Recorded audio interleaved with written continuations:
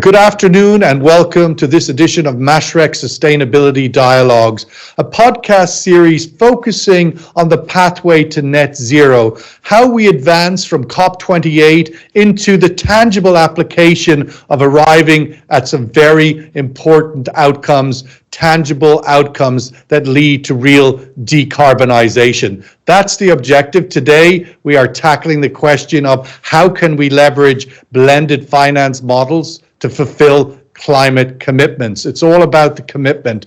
And we're delighted to be hosted today by Hussam Abdel-Al, Senior Director, Origination and Sustainable Finance at the Investment Banking Division of Mashreq. Hussam, your opening thoughts on the thesis of today's question. Dear audience, speakers, and Sean, welcome to Mashreq Sustainability Dialogue, where we embark on a journey to explore the exciting intersection of finance and sustainability. In this episode, we delve into the dynamic world of blended finance and pivotal role in fulfilling our collective commitment to decarbonization. As we navigate the complexity of our global climate crisis, it's clear that innovative solutions are needed. Blended finance, with its ability to bring together public and private capital, presents a powerful avenue to accelerate the transition to a low-carbon economy. Just to bring this into perspective, globally, $2.7 trillion annually is needed, and some estimates even more, to bring us to net zero by 2050 annually. This is not total, this is annually. Global GDP, and this might sound daunting. However, if you think about global GDP being 105 trillion in 2023, this is around less than 3% of global GDP. And this is not an expense. This is not money that the governments will be throwing. This is an investment that would have its own actual return. So it's a big amount of investment. It will not come from the government. To bring this more to home in the UAE, to get to net zero, it's estimated that the UAE will require $680 billion of investments between today and 2050, of which the government has pledged $125 billion. That leaves a gap of more than $500 billion that is required to come and is expected to come from the private sector. And the way it will come, it'll come in a different structures as blended finance, part public, part private, part only private, especially if it's proven technology that is being scaled, or mostly public when we're trying to develop new technologies. With that, join us as we engage in an insightful conversation with experts from the industry and thought leaders on this call. Together, we'll uncover the strategies, collaboration essential, some of the structures to leverage blended finance to deliver a meaningful impact. Thank you for joining us on this journey. Together, let's explore the possibilities and chart a course toward a greener, more sustainable future. Over to you, Sean. Thank you. Let's welcome to the conversation some of our guests. I'm going to kick off with Yariv Cohen, CEO and founder of Ignite Power, located in Abu Dhabi, where a lot of this large amount of pools of capital are available, a sovereign wealth fund with close to around $1 trillion in their coffers there. Your opening thoughts, Yariv, on the subject. Again, I'll just repeat the question we're tackling. How can we leverage blended finance models to fulfill climate commitments? Welcome your thoughts. First of all, a little bit about us. We are the operator in the group here. We connect homes to power across Africa. We've done about 18,000 homes. So we do the blended finance from the bottom up. We go house by house by house and we connect them. And our ability to impact depends on the new technology advancement and blended finance. So we specialize in climate blended finance that uses whether it's carbon credits or other tools that are unable to capture the externalities of what we do and put it in the financial model, or blended finance that deals with risk allocation. Example for that is we have now a project with CPI under their innovative scheme to use a blended finance approach to connect 100 million people to power using less than $100 million of guarantees. So what we're seeing now is very high leverage ratios that enable us to take anywhere between 1 to 10% of the capital and mobilize everything else. And the great example, as you said, for this region is Altera now announced that they want to put 25 billion to work in order to mobilize 250 billion across the world. So we're a recipient of those, and we see it on the ground. And almost everything we do today touches on blended finance.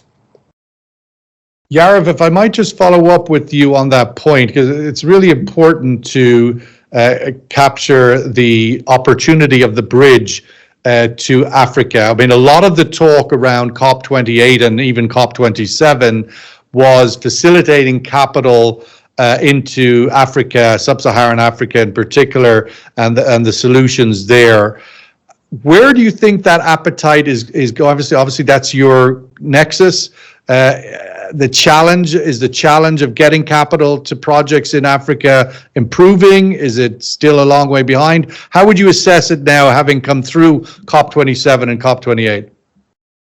So first of all, COP28 was very much in the Africa focus. We were lucky to win the Zayed Sustainability Prize in COP, which was an indication of the importance that the UAE puts for Africa work. There's two very strong trends that are driving capital investment in Africa that are kind of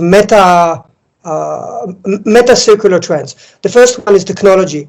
We can know exactly where each installation goes, where the capital flows, who is the recipient, what is their demographics. So the ability to trace and move the capital to where it belongs because of the advancement on technology, to go to distributed, to connect homes, to water, power, to do distributed manufacturing is a great trend that is underpinning most of the capital flows that are not public focus in Africa. The second one is the need to do climate financing. So there is a major progress, a bit under the radar of what's happening with the carbon credit markets. We may not have reached an agreement for 6.4, but 6.2 is up and running and kicking. And when I played in the carbon markets in 2008, when CDM was very effective, and I'm seeing the same happening now. We will see substantial capital from America, from Europe, from Japan, from the UAE towards financial solutions that are backed by carbon credits. So if you put both of those together, we're seeing a big increase in climate investments in Africa now. That's good news. Enes Rimawi, Managing Director, Catalyst MENA Climate Funds, based out of Amman, Jordan. Enes, welcome your opening thoughts. Thank you, Sean. Great to be here.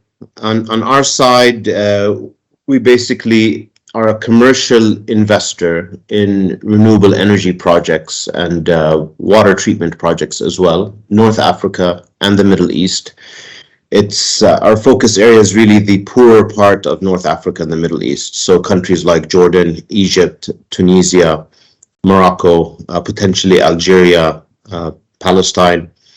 And as a result, ultimately for us, blended finance, in these poorer countries, you're paying market price of energy. So, and renewable energy is commercially viable. So we have a group of our investments that are essentially solar projects, wind projects on a commercial basis. But then if you want to start to increase the penetration of renewables, a higher percentage of renewable energy in the electricity mix, and take it from 20 to 30% up to 70, 80%, then you need to go into more innovative areas that do require blended finance to increase adoption. So for example, we're working on large-scale battery storage projects, promoting such projects. Today, these governments don't feel it makes commercial sense for them. They would rather wait 5-6 years for battery prices to continue to drop and then proceed. But that's what's your view on that strategy?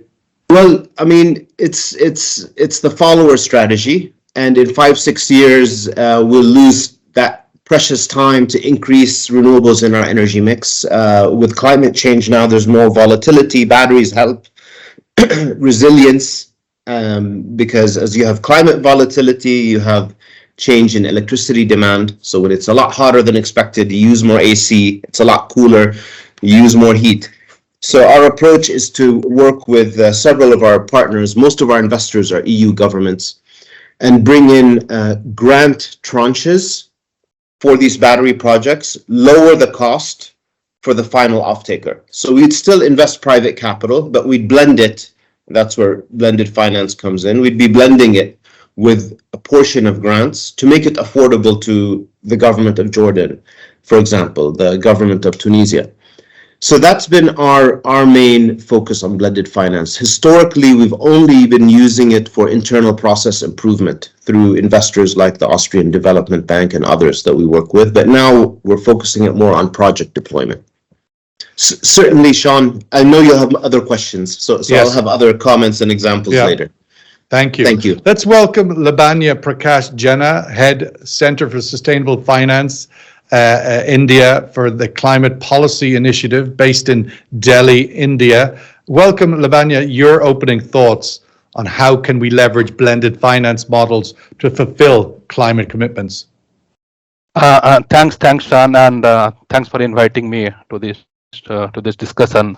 I can understand that blended financing is very critical because, as earlier said, the amount of capital required for sustainable development goal or climate actions, that's a massive gap. For example, Climate Policy Initiative, every year we track the amount of capital flowing to climate sectors, and last year you found out around $1.2 trillion of capital. But the capital needed in the range of 5 to 7 trillion. We need to see that amount of public capital available. It's not enough. And many times what happens that the public financial actor, they want to do many things. So it's not possible for public actors to provide the capital needed for climate actions. For example, if you see the total balance sheet of all the multilateral development banks, it will be only 1 trillion. Per year, they may reimburse around 150 billion, $200 billion of capital. So that will not be enough for climate action. So we need to attract a massive amount of private actor. The challenge is that one is that there are risks associated in climate solutions, both in developed countries and developing countries. It is possible for developed countries to mobilize the amount of capital because you have a varieties of capital available in developed countries, and the developed countries also, they have a massive, I can say, fiscal stimulus. They can come out and provide the necessary capital. But on the side, they have also venture capitals, also private equity fund who can take positions at the early stage of technologies in the climate segment. But unfortunately, in developing countries, a massive challenge. For example, in my own country, in India, we need close to $200 billion of capital every year to meet our net zero goal. And we are able to mobilize maybe $35 billion per year. So it means that we need to... How much of that is going to need to be from FDI, the 200 billion? Okay, if I give you a global picture, our India picture, we mobilize around $240 billion every year. That's the capital expenditure of a country like India. Out of that, half of them is coming to the government, $140 billion of capital expenditure by the private sector. So we cannot expect that the private sector is putting entire money on climate actions. So we expect a massive amount of capital needs to be attracted from foreign investors as well. But in addition to that, the private investors in India, they are not ready to provide the necessary amount of capital, but the risk is very high. So it means that the public financiers need to reduce that risk. So there where blended financing plays a role, where you can blend public capital and private capital. The role of public capital should be to reduce the riskiness of the project. That's the key thing. Second is that sometimes what happens that private actors also expect the kind of return they are not able to generate in several segments in the climate phase, in the climate technology space. So how can you increase the expected return of private actors so that they can be attracted to climate technologies? For example, in the blended financing structure, maybe public financer can provide, let's say, a guarantee. Let's say, well, let's bring Hussam back in on that question. Hussam, incentivizing private sector investment into climate action through blended finance. How do we effectively incentivize? Where has there been some success in that? What does it look like? I think you guys hit the nail on the head. Part of the problem, we're incentivized as a private banks or even public banks to finance these initiatives. However, what we're seeing is there's less of opportunities, and if these opportunities arise, they're not bankable, and if they're bankable, the pricing does not work for us from a return perspective. And these are the challenges. Here in the UAE, we just recently, during COP28, the banks have pledged 1 trillion dirhams toward sustainable finance by 2030. Banks, if it's apple to apple, would rather put the money in a sustainable finance than a non-sustainable finance. Where I see hurdles and where I run into problems, I don't have a good pipeline of projects. And if there is a pipeline of projects, if there is some projects, either they're priced finely, so I cannot go to Africa and do a margin of, let's say, 60, 70 basis points. And then the risk, if it's a newer technology, the bank is not prepared to take a punt on that. And this is where a blended finance and probably concessional finance from the government or multinational banks could support. Well, Yarav, on that point, I mean, is this a problem from the lack of capital, or is it a problem from the lack of bankable projects? How do you see those two circles squared, if you like, or how do, is it the tail or is it the dog? So the tail and the dog switch from time to time. Now there's a lot more capital flowing our way than probably in the last decade or so. But in order to get that, it's hard work. So we're getting blended finance we're getting paid by the World Bank for our installation. That's something that the banks can take on as an off-taker. But if we're getting paid by the government, that's different. So when we move to the World Bank, we're able to attract other capital. I want to highlight the project that we're doing with the Climate Policy Initiative. So just a concrete example of how we are bringing people like Hussam into this field. We connect homes to power in Africa. We get paid by the World Bank, and commercial banks are comfortable with that payment. But the rest of the payment comes from the client, and those are poor rural homes in Africa. No banks will look at it as a worthy cash flow, even though they pay us in the high 90s. So what we're doing with CPI and with convergence is we're credit wrapping that cash flow. So we're bringing a guarantee, making that cash flow AAA. So imagine 500,000 people in Africa, they pay monthly, and that's credit wrapped with a guarantee. Now that becomes a product that's pretty bankable. And it's just pick up on that. Of course, this project, the requirement you talked about, multilateral agencies, export credit agencies out of Europe, funding, being critical to your funding. What are the other elements that need to be framed in there to make the project bankable? And is that indeed a challenge you see, rather than the lack of capital, it's the lack of bankable projects? Definitely. It's really the risk as it relates. In some cases, it's the risk as it relates to these projects. And example would be, today Lebanon needs power badly. They're using diesel generators. They need a lot of things, and certainly power is exactly is key. So they're paying a huge premium by using diesel generators. Yes. People don't have power regularly, and it's on a commercial basis. You can develop very large renewable energy with battery storage projects. It would cost them less than what they're paying for fuel now, but they're not bankable, right? And that's where programs like what the U.S. government did in Benin. It was called the Benin Energy Compact, where private sector makes the investment.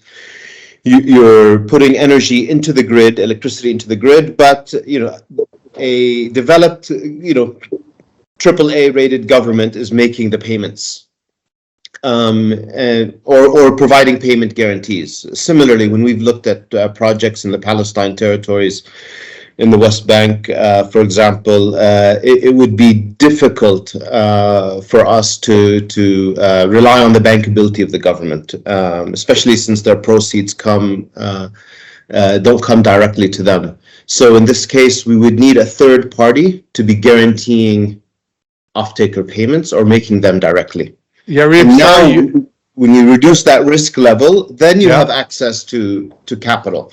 The big pools of capital. Right. Yariv, you dropped out there, so we took it forward. But I just wanted to make the point that what you were articulating sounded like a very bankable framework, and I was just following up with the critical piece of that being the multilateral agencies to ensure that framework. You were going to make that point. If you would just finish off your thoughts.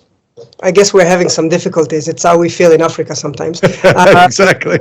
It's so the multilateral, but not just the multilateral. We have a wave of very big philanthropists, whether it's Bloomberg, Bezos, Rockefeller, Zuckerberg, that are becoming a bit more risk takers than the multilateral. So the multilaterals are really happy to pay for the results. But when I come up with something a bit more creative, like credit wrapping an end client in Africa with a home, I need somebody like CPI or Convergence to help me, and then those are the philanthropic. And what they're taking is they're taking the risk arbitrage between the actual payment of the client and the perception of the payment of the client. This is why it's so helpful. So if you have a multilateral or a family office with a cash guarantee providing it on the cash flow, a bank can come in easily, whether it's a US bank or a UAE bank or so on and so on, and they're making the impact, the 25x on their investment is because of the arbitrage of the risk perception. Whether it's an Africa risk perception, whether it's a client risk perception, whether it's a technology risk perception.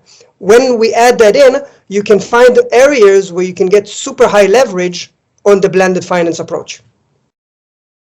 Just going to bring back in Labanya in India. Where do these bankable challenges land in India? Increasingly, the poster child for global economic growth, massive transformation, going to have would appear the Prime Minister win a third term. The framework, the context seems to be improving all the time for India for generic FDI, but for blended, an appetite for decarbonization. Are all of these things moving in the right direction in India? You're on mute. Yeah. I will say yes. It's moving in the right direction. He's frozen. He's on mute. These are sort of metaphorical symbolisms of the challenges of blended finance. But please, Labanya, go ahead. I can say yes. India is moving in the right direction. Particularly policymakers, both real economy policymakers as well as the financial regulators, including the central bank and securities regulators. They are giving very, very positive signal that India as a country is very serious in decarbonizing the economy. For example, if you see that the amount of capital or the amount of budget allocated to capital climate technologies is massive, be it storage, be it green hydrogen, be it renewable energy.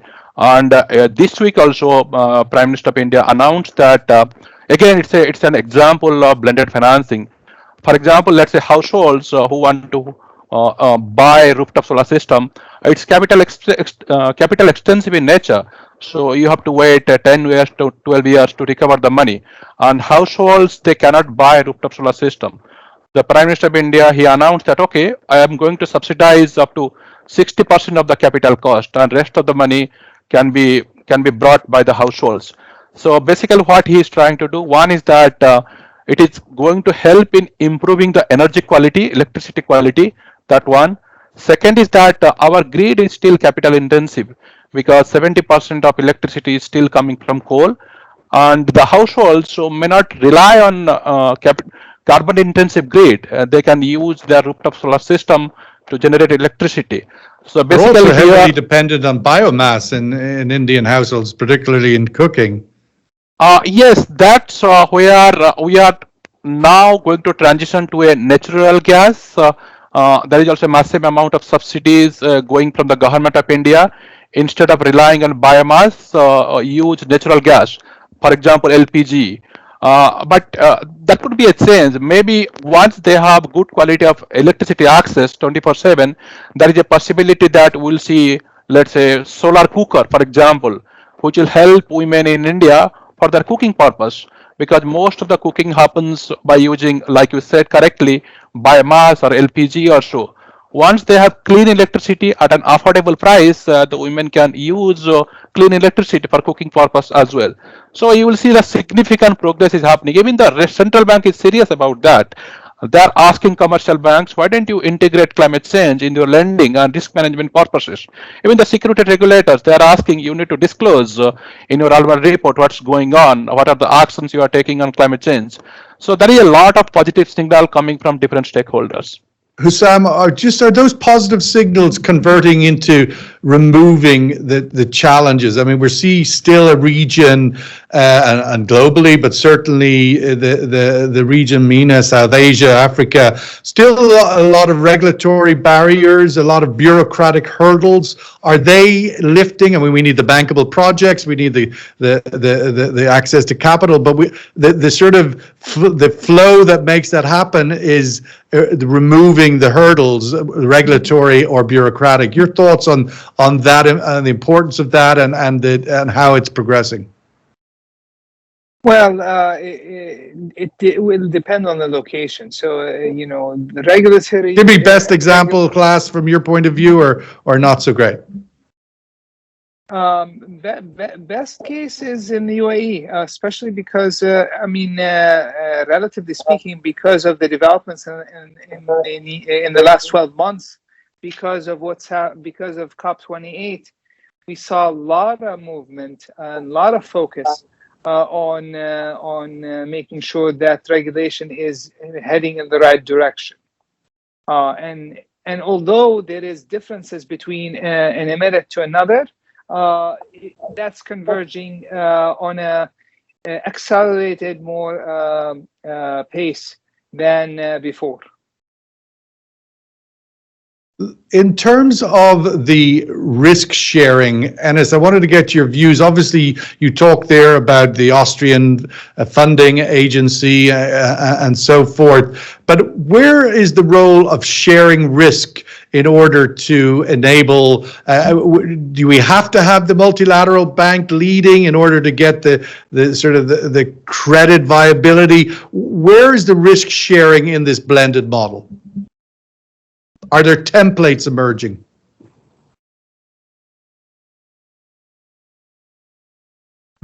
Still on mute, Enes. There are definitely examples, and usually the player that wants to be the catalytic player doesn't want to take 100% of the risk, right? So they want kind of some alignment of interest, and they'll take a portion of the risk, and we've seen this where the Swedish, for example, will take on 50% of the risk, SIDA, but not 100%. So it's where do they want to see particular stakeholders in that other 50%? Do they have a requirement? They do. They either want to see the commercial investor that's coming in, or if there's another government-related or impact investor, blended, guarantee provider coming in, they're willing to share it 1/3, 1/3. And we've seen the same with the Americans, USAID, and other players. So there's an interest in alignment of incentive and sharing the burden. And Yarav, your thoughts on that, and particularly interested, obviously you mentioned the philanthropic organizations which have significant amounts of money now, individuals and their foundations, but also the traditional multilateral agencies in operating in Africa, whether it be the IFC, the World Bank, but now also, not now, but for some time, the Chinese multilateral agencies, which of course are also massive. When you look at these different models, are we seeing different risk profiles for each? Do we need to standardize? Is it okay to have many? How is that the increase in actors impacting the model, if you like, the risk model? So yeah, there's different risk appetite, but there are also different, I would say, intentions. IFC or the international, the really multilateral, or African Development Bank, they look broadly, and their main aspect is development. The national development or the bilateral development bank, there's usually an interest of the economy, or either a geopolitical interest supporting specific countries, so they're willing to give better terms to some countries or the others, or to support products. So the Japanese development agencies support Japanese entering, the Chinese as well, the American as well. So we're seeing a commercial interest, which is great, within the development angle. So we're a social business, so we are comfortable with two bottom lines, impact and profit. But when you see the development bank there, they want to see, they're willing to take more risk when they're getting another outcome, which is their either export or impact or visibility. Hussam, I'd welcome your thoughts on that as well. I mean, the idea that there are, we are in a moment where a lot's changing. Do we need to move towards more standardized risk sharing mechanism models, or can we move forward with a portfolio of variety in that space? We can move forward with a variety. It does not need to be standard. What we're finding out in the most basic, even non-sustainable deals, each transaction has its own intricacies. We're happy to work with them as long as we can square both the risk and the return right. If the risk and the return is right, the bank can navigate within the different structure, the different flavors. We don't need a standard structure. It'll be very difficult. The presence or the absence thereof a credit rating or something that has a certificate as a concept, whether it's Moody's or whether it's XYZ, does there need to be those sorts of fixed pillars in the model? However way it's, you know what I mean, that the building blocks have to be present. Not necessarily No? the project rated. However, if some of the blueprints or some of the examples that Anis and Yarev explained, these are all bankable projects. They don't need to all look the same. As long as I can know that my payment is getting paid, my return is secured, the risk is squared, we're happy to support. As a Mashreq bank, we have more of a focus on certain countries because of where we are. So, it's the GCC, it's India, it's Egypt. I will prefer more a project in Egypt than in Algeria, not because just of the credit and the return, but because I have people on the ground to work with the sponsor and so on and so forth. Right. And that, of course, will differ for every institution. Labanya, you're within the context of India. Are we having this diversity of stakeholders collaborating, coming together, or is it still very government-led, private sector reluctant? Where do you see the momentum of the diversity of stakeholders that need to be present actually coming to the table? No, I can see that the participation of all stakeholders, not necessarily policymakers or government or regulators. I can see the massive amount of capital currently flowing from commercial banks, for example, in the renewable energy generation sector, because it has been proven, technology is proven, so there is a lot of predictability in cash flow generation. But there are new technologies, for example, where you need public finance in the sense that those are risky capital should come from government or multilateral institutions. For example, battery storage, or for example, electric vehicle transportation, and technologies for hard to decarbonize industries like steel, iron, cement, and shipping. So they need risky capital and passive capital for a long period of time. And I can see those actions. I mean, many venture capitalists and private equity fund and small size commercial banks, they are also setting up climate fund with an idea just to provide capital to climate technologies, which is very, very positive. And I can see that in the regulatory phase, for example, there is a lot of actions, particularly from central bank and securities regulator, which is also positive. In addition to that, foreign investors, they have also provided a massive amount of capital, because if you see the India's energy portfolio, so initially it was provided by foreign private equity investors to companies which started new. For example, you will find companies like Renew, it is a homegrown company. So without any base, the private equity investors massively infused equity capital. The company is listed in NYSE. So, but after that, we noticed that the large corporate like Tata, Adani, and Reliance, they have also provided capital. They infused both equity capital and balance sheet capital into portfolio. They're entering into green hydrogen. They're entering into storage and manufacturing solar PV systems. We can say the activities from varieties of stakeholders rather than government is driving. Of course, government is playing very, very critical role. Without the intervention of the government, particularly in the technologies which are not commercially viable in nature, and or it will take a long time, maybe 5 years or 10 years, to be commercially viable. Then you can mobilize the kind of capital you need from prudent investors like commercial banks, pension fund, or insurance company. It will take a longer time, where Sure. both public financer like government and multilateral development bank can play an important role. Just to highlight one thing here, Yes, please.